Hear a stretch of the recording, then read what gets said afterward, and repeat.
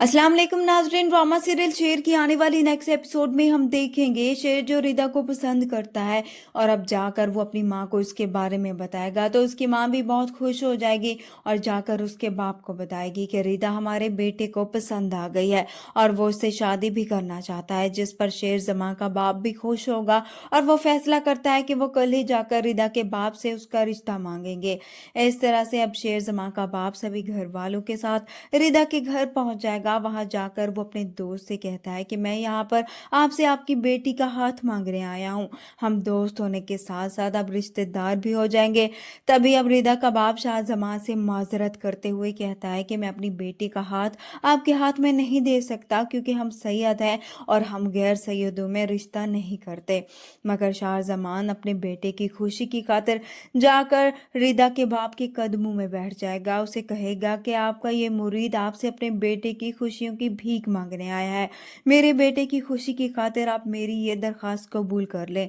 उधर शेर जमा अपने बाप को रिदा के बाप के कदमों में बैठा देखकर फौरन से वहां पर आ जाएगा और अपने बाप को वहां से उठा लेता है। उन्हें कहता है कि बस आपने बहुत कर लिया, अगर मैं यहाँ से मायूस होकर भी गया तो तब भी मैं खुश हूँ क्योंकि मेरी खुशी की खातिर मेरा बाप कदमों में बैठ गया।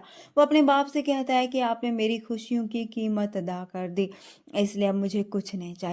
वहीं दूसरी तरफ बदर जो ये चाहता है कि नसीम और फहद की शादी हो जाए, इसलिए वो ताई को भी इस रिश्ते के लिए मना लेता है और फिर उसकी ताई जान ये फैसला सुनाती है कि फहद की शादी नसीम से होगी, जिस पर शेर जमा को इस रिश्ते पर एतराज होगा तो वो आकर उन्हें कहेगा कि मेरी बहन के लिए फहद का रिश्ता मुझे कबूल नहीं और इस रिश्ते के बारे में मजीद भी कोई बात नहीं होगी।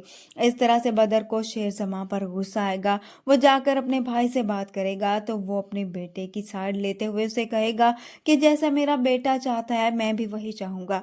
वहीं दूसरी तरफ फजर जो अब हॉस्पिटल से डिस्चार्ज होकर घर वापस आती है तो वहां से आने के बाद सबसे पहले वो अपने बाप के पास जाती है ताकि वो उनका दिल साफ करे और उनसे माफी मांगे। मगर फजर का बाप तो उसकी शक्ल तक नहीं देखना चाहता, इसलिए उसे कहेगा कि मेरी नजरों से भी दूर हो जाओ। तभी फजर उनसे माफी मांगते हुए कहेगी कि आप जैसा कहेंगे मैं वैसा करने को तैयार हूँ, किसी की जान लेने से लेकर अपनी जान देने तक सब आपका ही हुक्म मानूंगी। वीडियो पसंद है तो वीडियो को लाइक कर दें, चैनल पर नए हैं तो चैनल को भी सब्सक्राइब